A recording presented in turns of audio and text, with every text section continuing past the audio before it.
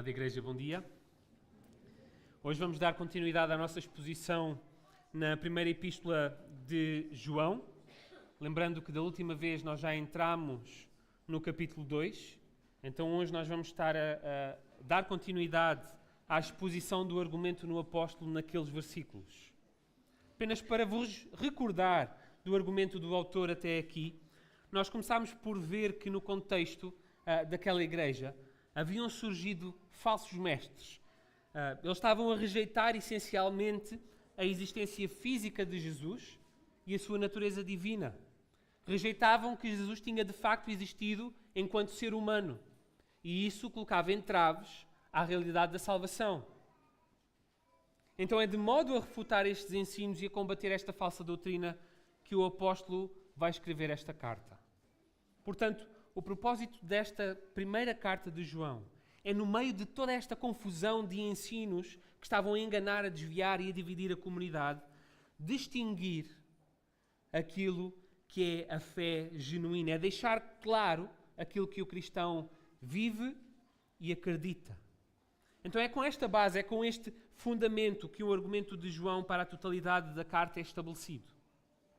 O apóstolo pretende demonstrar para os leitores, para os ouvintes, aquilo que é uma fé genuína.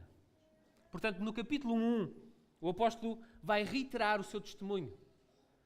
A verdade acerca da pessoa de Cristo é tão central à fé cristã que João necessita reafirmar tudo aquilo que o cristão afirma, professa acerca do seu Salvador. Para isso, ele afirma, em primeiro lugar, que tudo aquilo que ele e os restantes apóstolos anunciaram é aquilo que eles viram.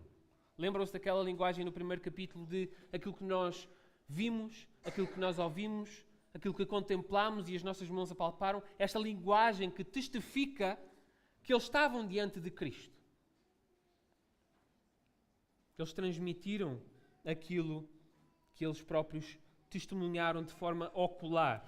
Explorarmos algumas consequências, algumas implicações da existência física de Jesus, o facto da necessidade de Jesus ter de ser humano para que nós pudéssemos estar diante de Deus e a ser achados justificados.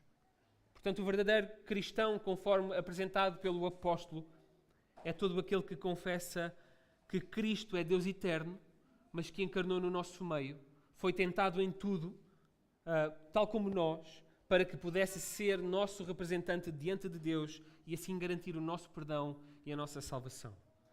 Mas o testemunho dos apóstolos inclui também aquilo que eles ouviram de Jesus. Eles não anunciaram apenas a pessoa de Cristo, eles transmitiram a própria mensagem que Jesus comunicou. É isso que eles fazem em obediência à comissão de Cristo. Eles anunciam a mensagem do reino dos céus, a boa nova. E assim o apóstolo vai terminar o primeiro capítulo com o reconhecimento de que todo aquele que ouve essa mensagem e passa a afirmar ser seguidor de Cristo tem de demonstrar as implicações dessa mensagem de forma visível.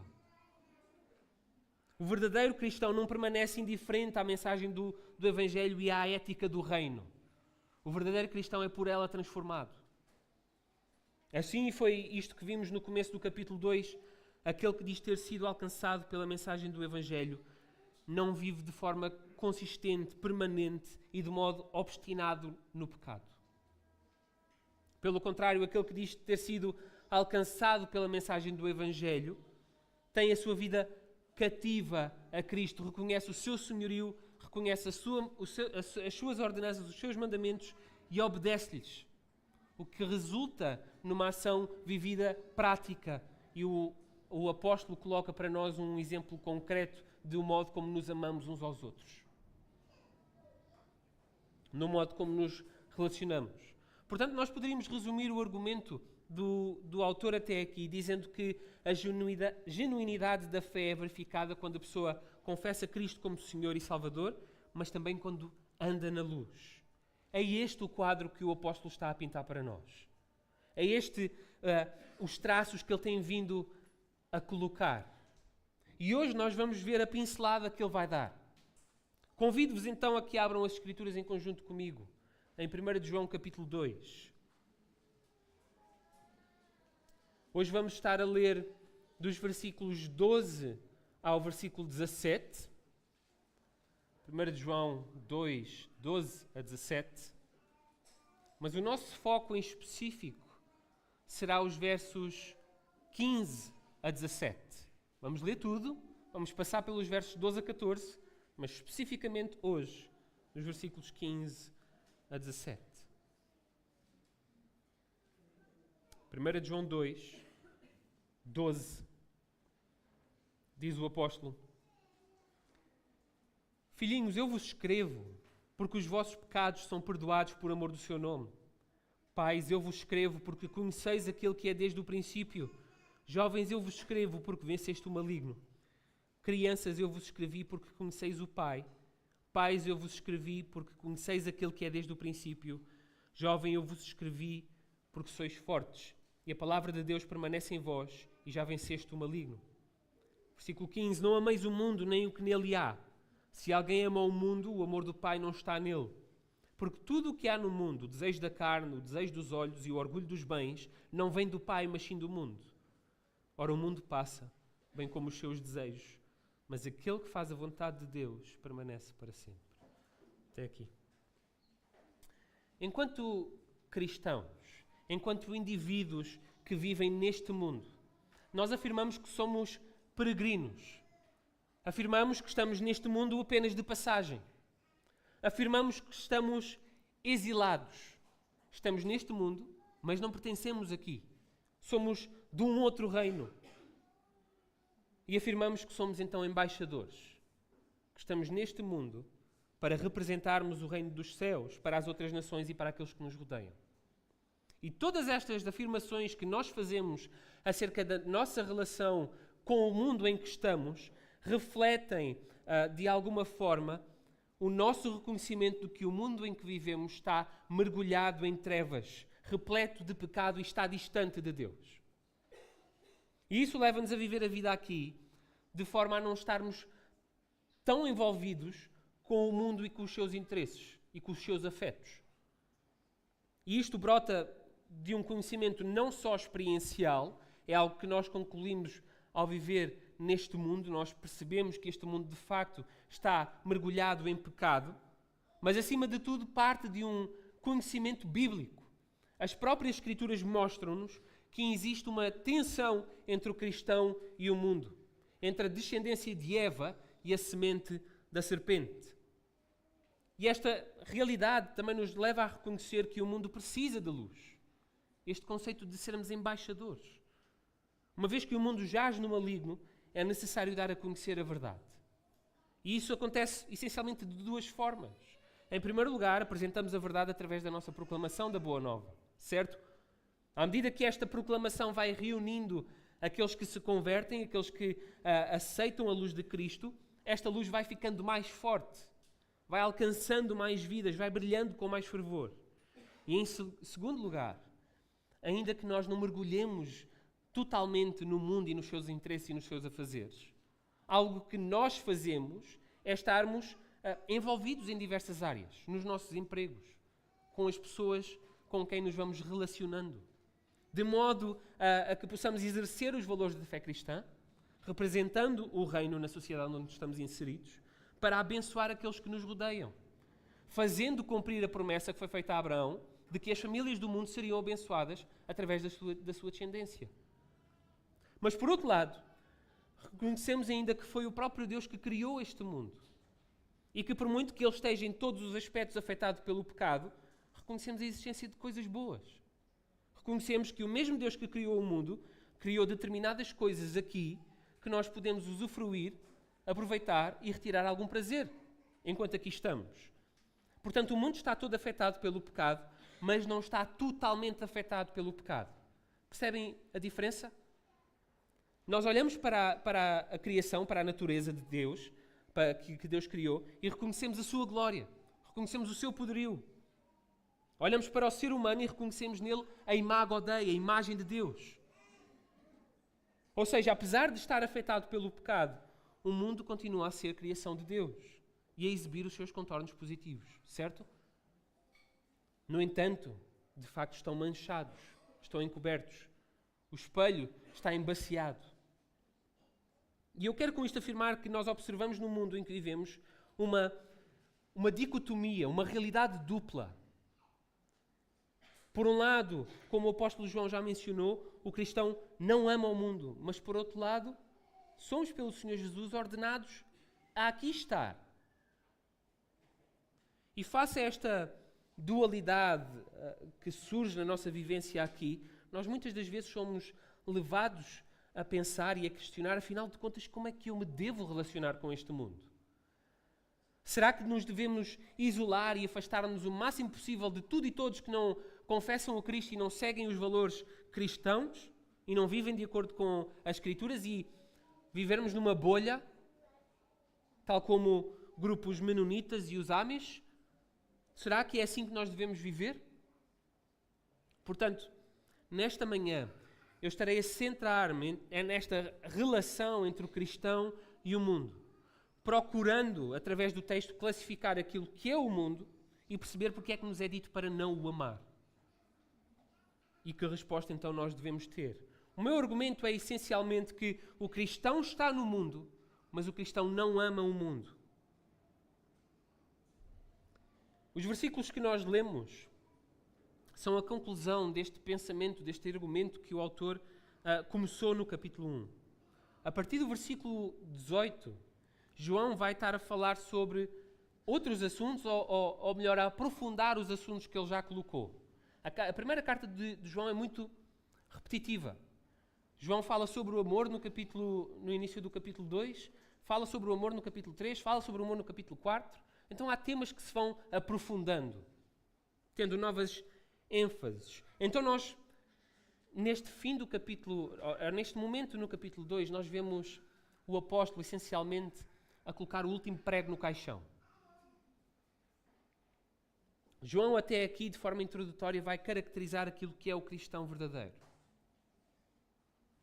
E à medida que nós vamos avançando nesta epístola e vamos vendo que João vai estabelecendo estes contornos bem evidentes do que significa ser cristão, talvez nós possamos ficar com a sensação de que o apóstolo está a colocar em causa a fé daqueles para quem ele está a escrever. Ele fala de coisas que são tão basilares à fé cristã que nós pensamos, será que João de facto pensa que aquelas pessoas eram salvas?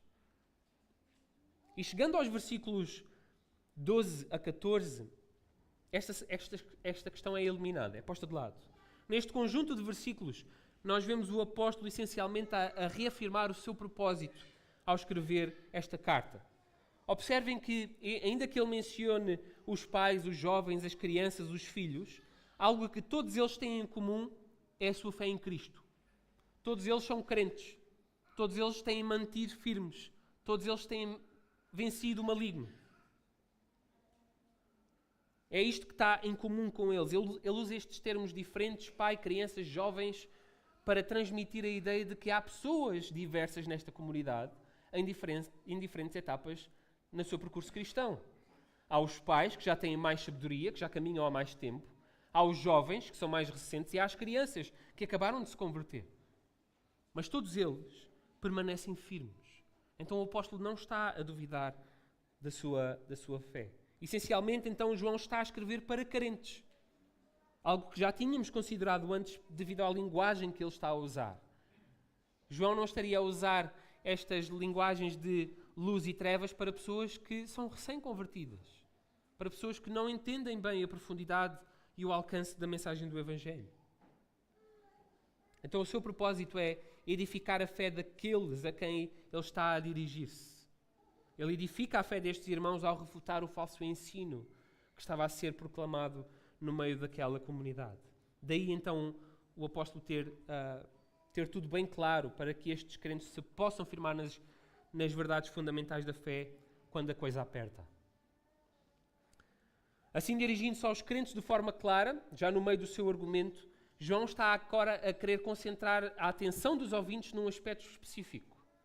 À medida que ele prossegue o seu argumento, ele chega a este momento onde começa a falar dos pais, dos jovens e das crianças, como que se fosse um daqueles sinais luminosos a apontar para uma entrada de um edifício. Ele está a querer dizer, meus queridos, isto agora é importante. Tomem atenção ao que eu vou dizer. Então compreendemos que o apóstolo vai agora dizer algo de facto relevante para a vida daqueles irmãos. E o versículo 15 vai colocar o primeiro imperativo que nós encontramos na carta. A primeira ordem dada pelo apóstolo de algo que estes irmãos devem fazer. João escreve: não ameis o mundo, nem o que nele há. Quando nós lemos estas palavras, nós tendemos a olhar para a palavra mundo e pensamos imediatamente que significa o planeta Terra na sua totalidade. As coisas criadas, tudo aquilo que existe feito. No entanto, quando o apóstolo se refere a mundo, ele não está a falar do mundo físico, do planeta Terra, porque se fosse essa a realidade, nós estaríamos com dificuldades. Porque na medida em que aqui permaneceríamos, como é que fazíamos? Teríamos que ser apoiantes do Elon Musk e tentar viajar para o espaço. Não, o que o apóstolo está a fazer, o que ele quer dizer, ele está a referir-se ao mundo enquanto sistema, enquanto realidade que se opõe à vontade de Deus. Se o apóstolo estivesse a falar contra o mundo enquanto coisa criada, ele estaria a contradizer o resto das Escrituras. Porque quando vamos a Gênesis capítulo 1 e quando tudo é criado, qual é que é o pronúncio final de Deus acerca da criação? É muito bom.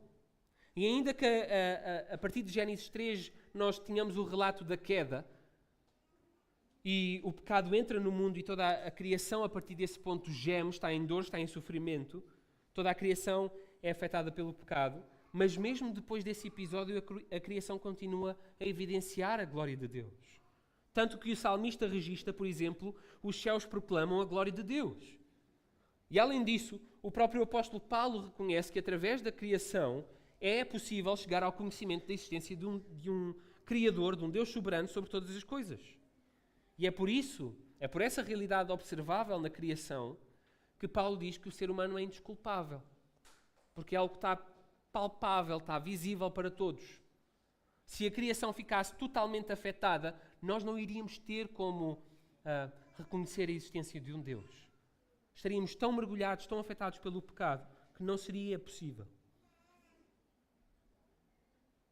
Portanto, o mundo não pode significar a criação de Deus. Na maioria das vezes, o termo mundo refere-se a este sistema humano que, por estar coberto pelo pecado, está em desacordo com Deus.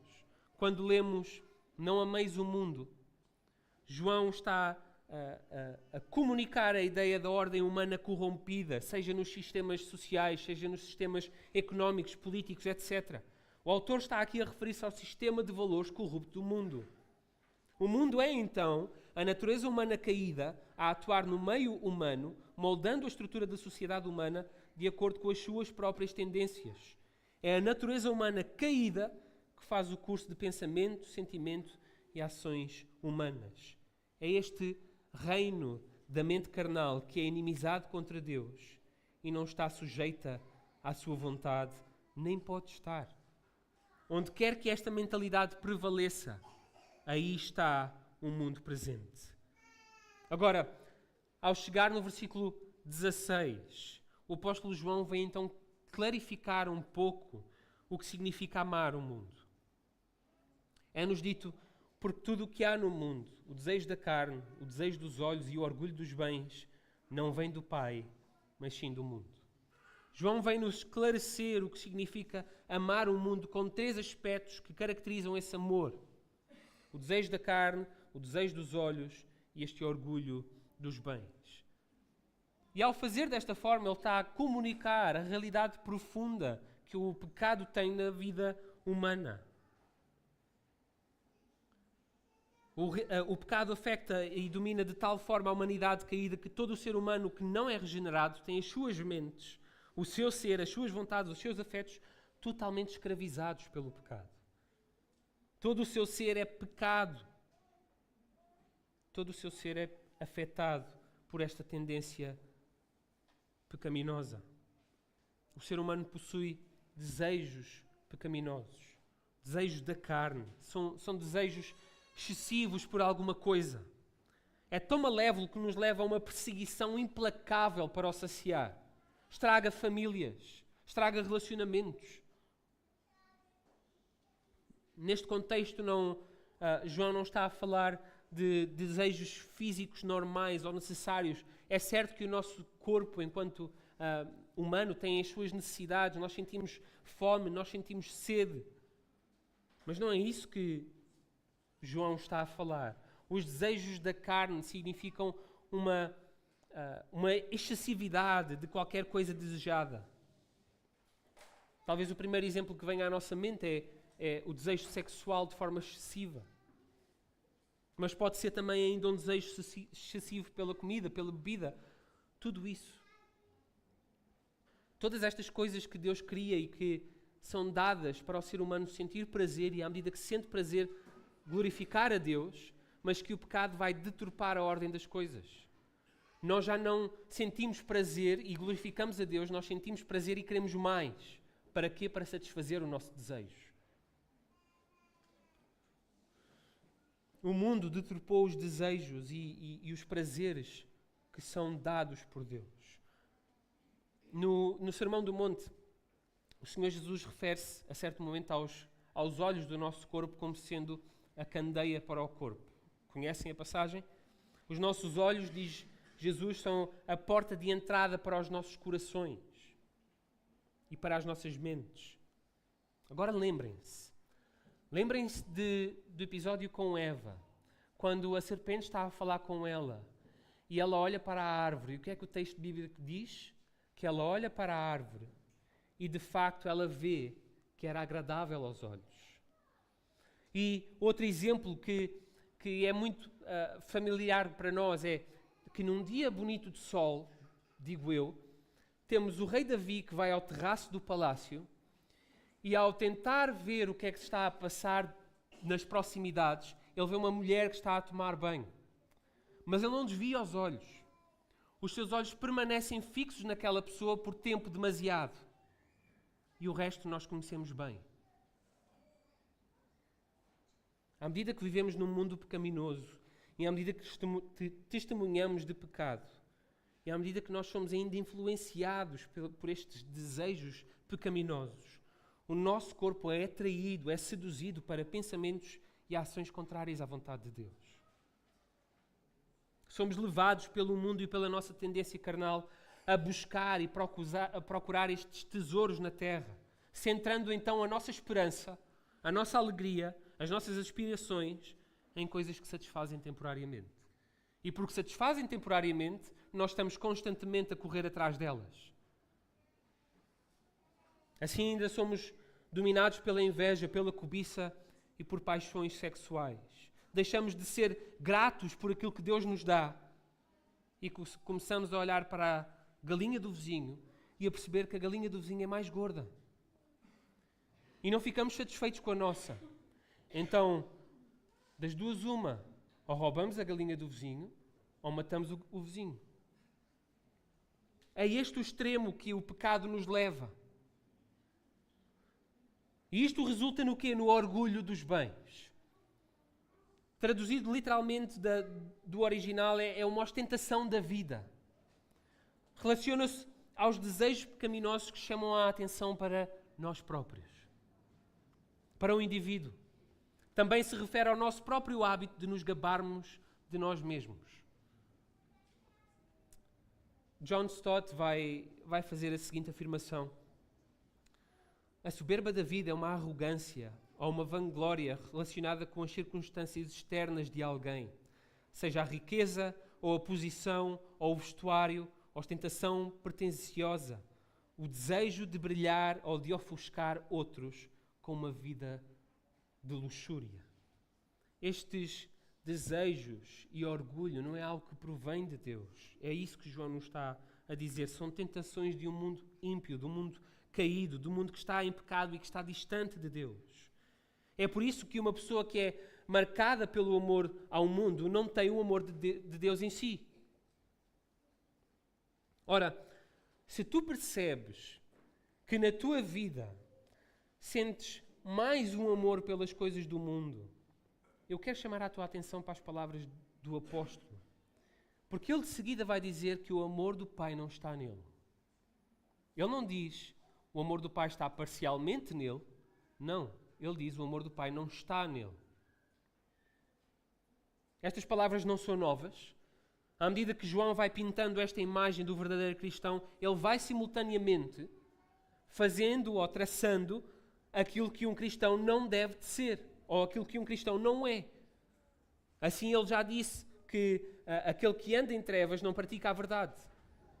Aquele que não guarda os mandamentos nele não está a verdade.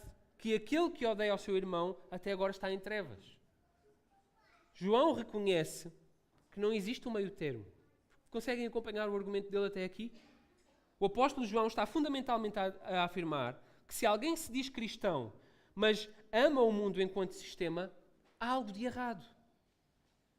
Um cristão que possui a sua mente renovada pelo Espírito e que procura e ama a vontade do Senhor, mas que aceita e está a compactuar com coisas que vão contra a ordem que o soberano estabeleceu, é uma contradição.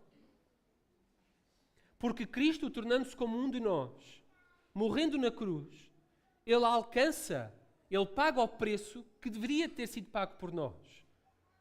O ser humano já não está algemado ao pecado. Nós somos livres. Já não estamos sujeitos ao mundo. Já não estamos sujeitos aos desejos da carne.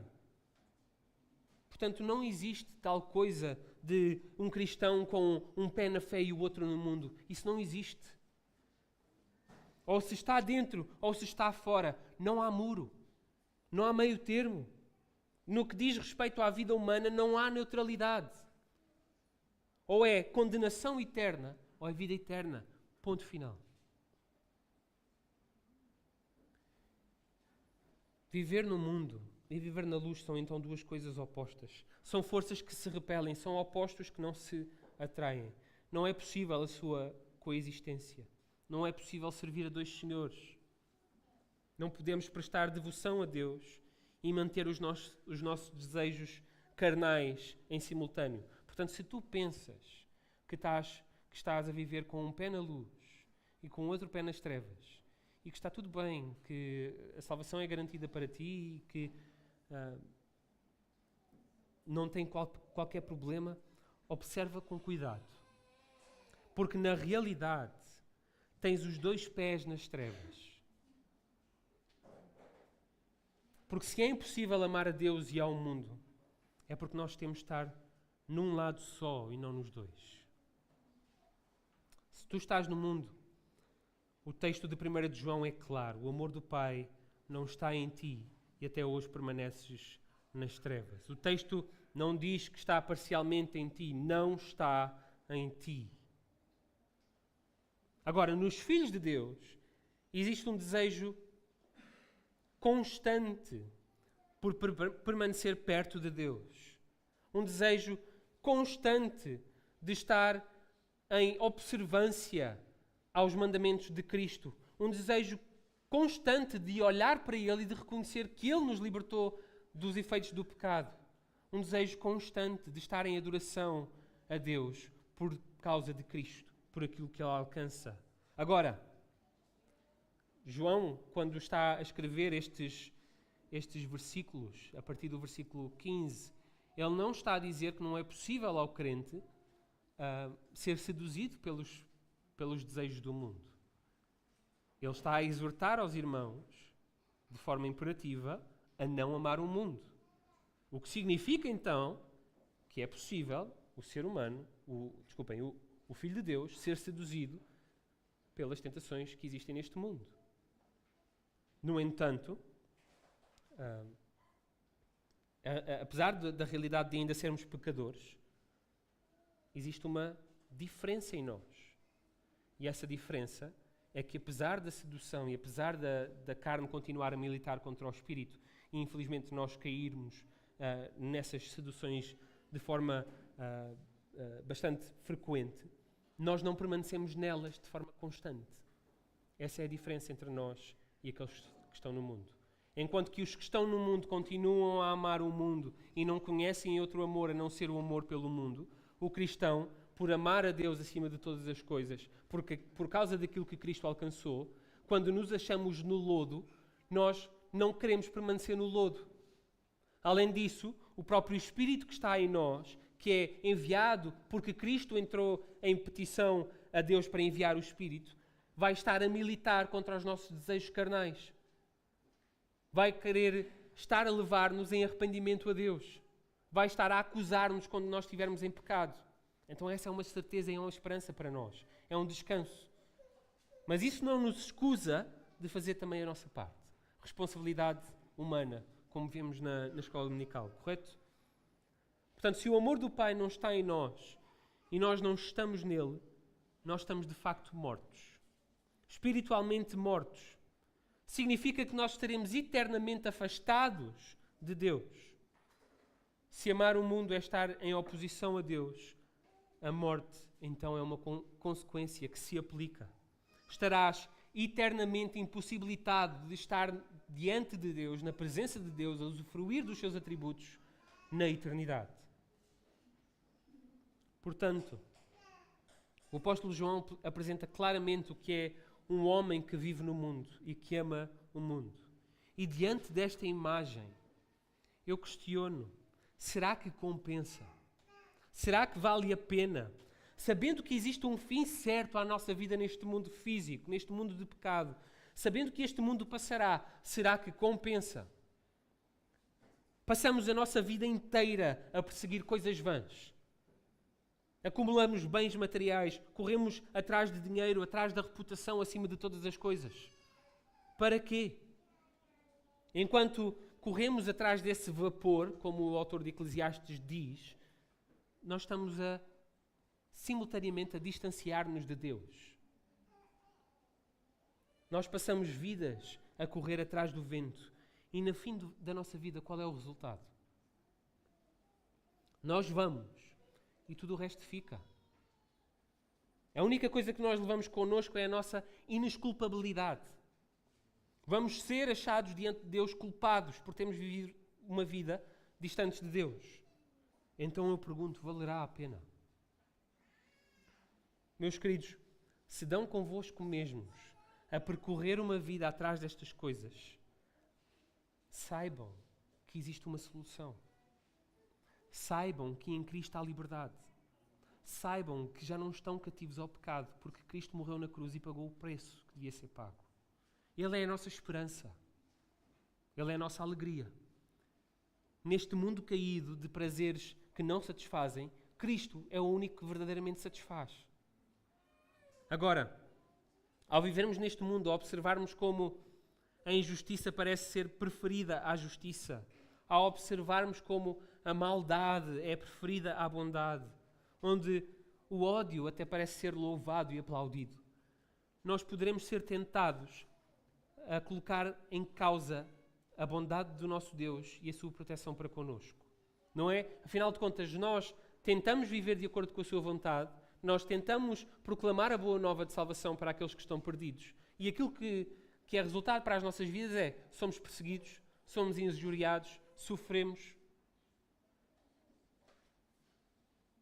Então somos tentados a percorrer o caminho do ímpio e a nos sentarmos na roda dos escarnecedores, porque parece que esse é o percurso que o mundo aprova. Somos tentados a nos encaixarmos num molde, em vivermos dentro desta caixinha que o próprio mundo cria. Contudo, nesses momentos, que as palavras do apóstolo sejam um bálsamo para a vossa alma, assegurando-nos de que, por muito que aquele que ama mais o mundo e a maldade pareça prosperar, o fim dele é garantido. Vejam o versículo 17. O mundo passa, bem como os seus desejos, mas aquele que faz a vontade de Deus permanece para sempre. O salmista vai afirmar precisamente a mesma realidade no Salmo 37. Vamos ler alguns versículos, não vamos ler a totalidade do Salmo, mas podem ler e meditar nele ao longo da semana. Nos versículos 1 e 2 do Salmo 37, o salmista registra o seguinte: Não te indignes por causa dos malfeitores, nem tenhas inveja dos que praticam a iniquidade, porque cedo serão ceifados como a erva e murcharão como a verdura. Agora saltem para o versículo 35. O salmista continua. Vi o ímpio com grande poder espalhar-se como a árvore verde na terra natal, mas passou e já não aparece. Procurei-o, mas não se pôde encontrar. Nota o homem sincero e considera-o reto, porque o fim desse homem é a paz.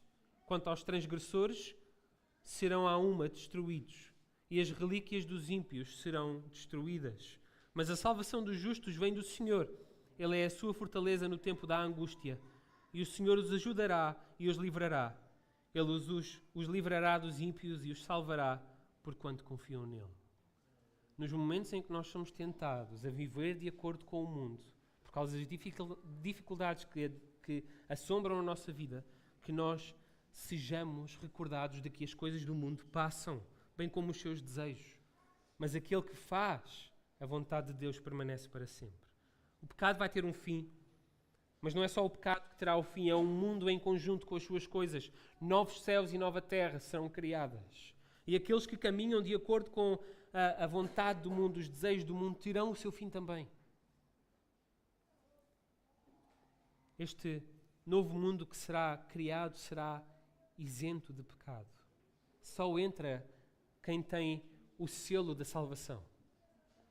Só permanece para sempre quem faz a vontade de Deus, quem reconhece em Cristo o Salvador. Resumindo então, como consequência de amar o mundo, nós estaremos distantes do amor do Pai. E como consequência estaremos impossibilitados de passarmos a eternidade com Ele. Porque o julgamento do pecado é a morte espiritual. Então como é que nós nos devemos relacionar com este mundo? Se o mundo é pecado, se o mundo está contra Deus, como é que nós, que pretendemos viver de acordo com a vontade de Deus, que somos embaixadores de Deus nesta terra, como é que nós nos devemos relacionar com o mundo? Ora, sabemos que Deus odeia o pecado, mas que mesmo assim a sua compaixão, a sua graça se manifestou em proveito de toda a humanidade.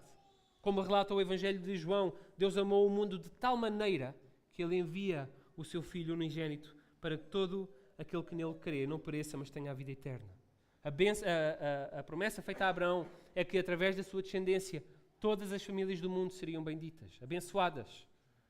Então, à medida que vamos estando neste mundo, vivendo a nossa fé, proclamando Cristo e vivendo de acordo com a ética do reino, os restantes vão sendo abençoados. Agora, é certo, vamos sofrer a perseguição, vamos sofrer a injúria, mas devemos permanecer firmes nessas verdades. Nós nascemos de novo, somos transformados pelo Cordeiro. E aqueles que são escolhidos por Deus não pertencem mais ao mundo. Estamos aqui, mas não somos daqui. Quando chegamos a Cristo, somos sepultados e ressurgimos para uma nova vida. Deixamos a velha criatura para trás. Lentamente, é verdade, mas vamos deixando. Tal como as cobras vão perdendo a pele, nós vamos deixando a velha natureza. Mas ainda aqui estamos. O Senhor Jesus envia-nos. Ele diz, ide, fazei discípulos de todas as nações, batizando-os em nome do Pai, do Filho e do Espírito Santo, ensinando-os a guardar todas as coisas que eu vos tenho ordenado. E eis que eu estou convosco todos os dias, até à consumação do mundo. Jesus comissiona-nos. Ele envia-nos. Somos de Jesus, mas somos enviados para o mundo. Portanto, não devemos nos isolar, não devemos rejeitar a comissão que Jesus nos dá. Devemos sim viver em obediência aos seus mandamentos. Portanto, para finalizar, eu creio que existem dois aspectos importantes a ter em consideração nestes versículos. Sabemos a natureza do mundo, sabemos porque não devemos estar enamorados com o mundo, não devemos estar envolvidos nos seus afazeres, nos seus interesses, pelos seus afetos, mas ainda que exista esta oposição do mundo à caminhada da nossa cristandade, nós somos enviados para ser sal e luz. Somos veículos de graça e luz de Deus para alcançar os perdidos. Porém, o autor também deixa o alerta da existência destas seduções. Então, sabendo que nós seremos seduzidos, que possamos caminhar diariamente procurando e fixando os nossos olhos em Cristo, sendo transformados pelo Espírito, fazendo a sua vontade. Sabemos, é certo, tal como o próprio apóstolo já o mencionou, que continua a existir pecado em nós. Continuamos a ter que lidar com esta carne que nos puxa para o lado do mundo. Mas isso não nos escusa. Tendo conhecimento do nosso pecado, nós militamos contra a carne.